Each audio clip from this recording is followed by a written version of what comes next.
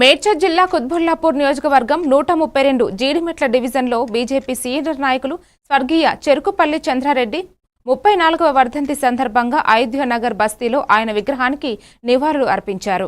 Corporator Cherukupalli తారా Chandra Reddy, BJP Medchal urban జిల్లా కార్యదర్శి Cherukupalli Bharat Simha Reddy, BJP కార్యకర్తలు, స్థానికులు పాల్గొని ఘనంగా నివాళులు అర్పించారు. మరి అరుదుగా సమాజంలో పేద ప్రజల కోసము ఆలోచించే వ్యక్తులు అటు పోరాటం చేసి మరి ఇవాళ భగత్ సింగ్ గారు కావచ్చు, వాజ్పేయి గారు కావచ్చు, దత్తత్ నగర్, అయోధ్య నగర్ ఇలాంటి ఎన్నో కాలనీలు ఏర్పాటు చేసిన మహానుభావుడు చెరుకుపల్లి చంద్రారెడ్డి గారు. మరి అలాంటి నాయకుడిని స్ఫూర్తిగా తీసుకొని ఇవాళ మేమందరం కూడా రాజకీయంలో పేదవాళ్ళకు సహాయం చేద్దామని ఇవాళ మేమందరం వచ్చినాము. కాబట్టి ఇలాంటి నాయకులని ఇంకా 4వ వర్ధంతి సందర్భంగా ఈరోజు అనేక బస్తీలలో ఉన్నటువంటి వారి విగ్రహాలకు బస్తీవాసులతో కలిసి నివాళులు అర్పించడం జరిగింది. అయోధ్య నగర్ కానీ, దత్తాత్రేయ నగర్ కానీ, వాజ్పేయి నగర్లు కానీ ఇక్కడ ఉన్నటువంటి చింతల్లో వారి విగ్రహాలకు ఘనంగా నివాళులు అర్పించడం జరిగింది.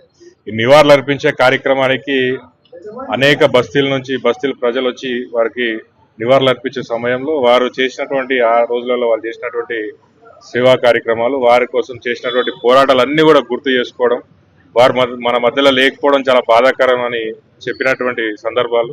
అంటే గడిచినటువంటి 34 సంవత్సరాలలో ఆ ఒక మహనీయుని గుర్తుపెట్టుకొని వారు ఈరోజు గుర్తు చేసుకుంటున్నారంటే ఆ మహనీయుడు చేసుకున్నటువంటి పుణ్యంగానే భావిస్తున్నాను. నేను కూడా ఆయన కడుపులో పుట్టడం చాలా సంతోషంగా భావిస్తూ, అదృష్టంగా భావిస్తున్నాను.